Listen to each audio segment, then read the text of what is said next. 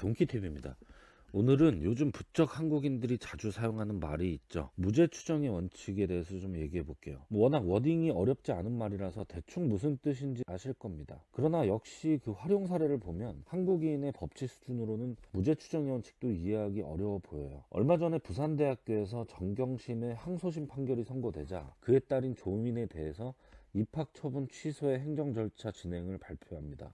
사실 논리적으로는 당연한 결정이죠. 게다가 항소심은 사실심의 마지막 심급이기 때문에 사실상 사실관계에 대해서는 결정된 것이나 다름이 없는데, 사실심 하니까 또 머리가 아프시죠. 법원은 3심 구조로 되어 있죠. 1심과 2심을 사실심이라고 부르고 3심인 상고심은 법률심이라고 부릅니다. 쉽게 설명하면 사람이 살인을 했다고 가정해 보면 누가 어떤 칼로 어떻게 찔렀는지 증거 조사하고 살인의 사실 인정, 그 팩트 자체는 2심까지만 다툴 수 있어요. 대법원에서 하는 3심은 1심과 2심까지의 재판 중에서 법률에 위반된 것이 있는지 이런 것만 다툴 수 있어요. 그래서 대법원에는 피고인이 들어가지 않고 대법관, 검사, 변호사만 참여를 합니다. 그러니까 사람을 죽인 사실 그 자체는 인정이 되는데 법률상 절차 위법이 있다든지 재판 자체가 법률에 위배된다든지 이런 거 따지는 절차가 3심 재판이에요. 설명이 길었는데 아무튼 정경심의 항소심 판결이 선고된 이상 이제 그 사실관계 자체는 확정됐다고 봐야 되기 때문에 부산대학교에서도 입학 취소 절차에 들어간 거죠. 부산대에 이런 결정이 있자 우리의 대개조들은 또 국민청원을 올리기 시작합니다. 국민청원 제도 자체가 얼마나 미개한지는 제가 지난 시간에도 설명했었죠. 삼권 분립을 파괴하고 대통령인 행정부가 설치한 홈페이지에 청원 동의 숫자만으로 법률을 그냥 무시해도 되는 그야말로 야만적인 제도죠. 그러나 한국의 전체주의, 여론재판, 마녀사냥에는 아주 최적의 제도입니다. 대개조들의 청원 내용을 살펴보면 조민의 입학 처분 취소가 무죄 추정의 원칙에 반하므로 명백한 헌법 위반이다 이렇게 주장을 하고 있는데, 이 말이 얼마나 황당하고 무식한 말인지 제가 설명을 좀 해드릴게요. 일단 무죄 추정의 원칙의 정의는 형사사건에서 피고인은 유죄 판결이 확정되기까지는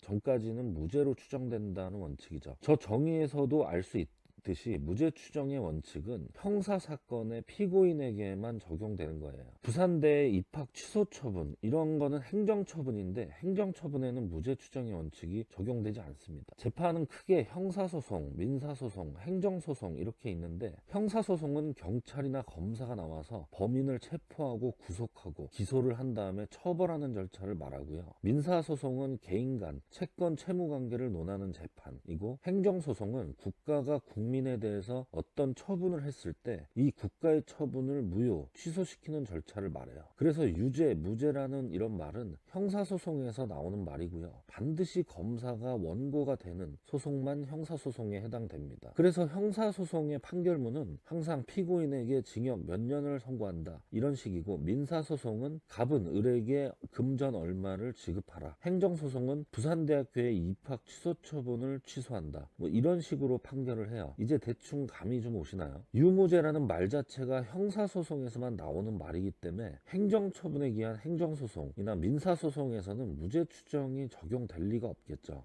입학 취소 처분은 아주 대표적인 행정처분으로서 행정소송의 대상이에요. 행정소송에서 무죄 추정이라는 용어 사용 자체가 대개조들의 무논리의 끝판을 보여주죠. 굉장히 무식한 주장이에요. 한 가지 더 설명을 드리면, 모든 소송은 원고가 입증 책임을 지게 됩니다. 형사소송에서는 검사만이 원고가 될 수 있기 때문에 피고인이 유죄라는 사실은 오로지 검사의 책임이에요. 검사가 입증을 해야 됩니다. 그래서 형사소송에서는 피고인에 대해서 무죄가 추정된다는 말을 하는 거예요. 그런데 행정소송은 어떤가요? 행정소송의 피고는 언제나 국가기관이에요. 원고는 입학 취소 처분을 당한 조민이 되겠죠. 즉 조민이 원고니까 입증 책임을 지게 되고, 조민이 자신의 입학 처분 취소 처분이 부적법해서 취소돼야 한다는 걸 입증해야 됩니다. 원고인 조민이 입증 책임을 부담하는 판에 조민한테 무죄 추정의 원칙은 당연히 적용 안 되겠죠. 그래서 행정소송은 국가가 어떤 처분을 하고 국민이 이에 대해서 취소 처분을 구하는 절차인데,